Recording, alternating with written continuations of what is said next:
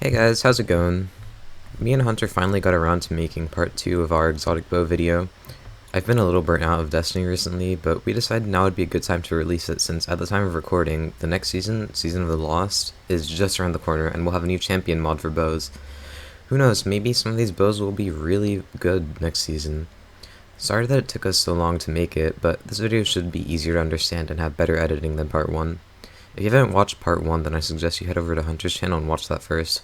When you're done, come back over here and start watching part 2. Finished part 1? Good. Let's get into the video then.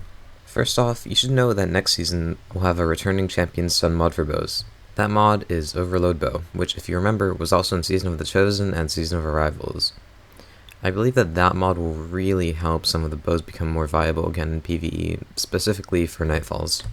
The first bow we'll be covering is Tikis Divination. All 5 of the exotic bows have some sort of special mechanic. For Ticus, it's that hipfire shots inflict a debuff on enemies called Sacred Flames. It lasts for 5 seconds, and if you land an aim shot during that time, it will cause a damage-dealing explosion. Precision shots make the explosion do even more damage. Hipfire shots release 3 homing arrows that cannot hit precision. Here are the PvP damage numbers.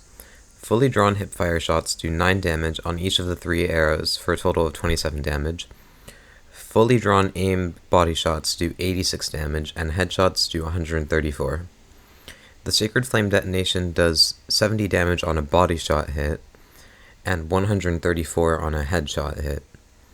Neither me nor Hunter have the catalyst complete, so these numbers could change depending on whether or not you have it.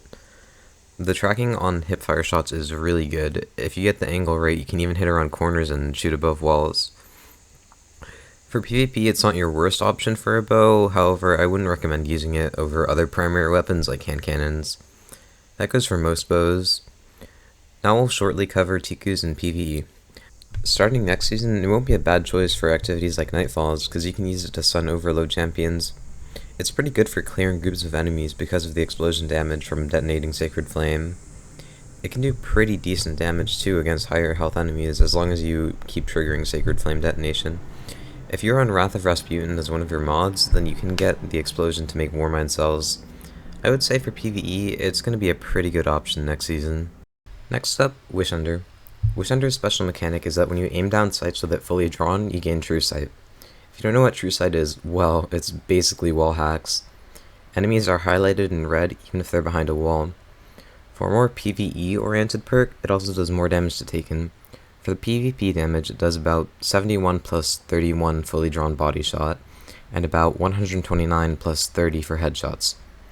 Hipfire and aim shots do almost the exact same amount of damage. For me, this bow is very fun to use. Who wouldn't want wall hacks?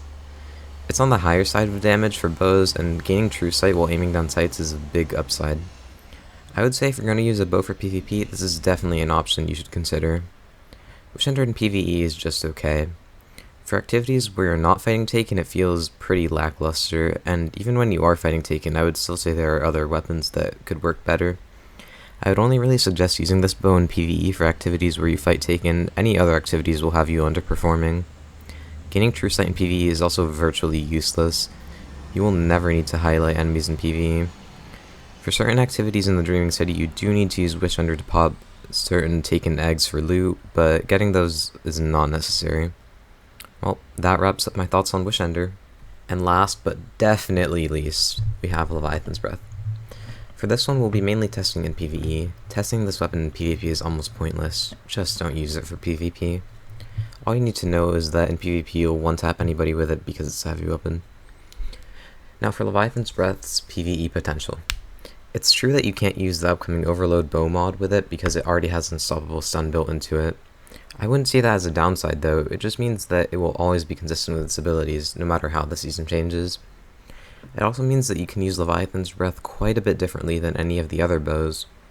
A real downside it does have though is that its draw time is way too long, and your first shot on an unstoppable champion will do so much less than your rest. I would say that it's more so oriented being as a DPS bow that you can also use to stun unstoppable champions.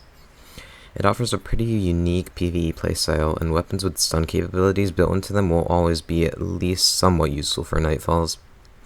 I would say Leviathan's Breath is a weapon worth keeping around, just in case you ever need a reliable, unstoppable stagger.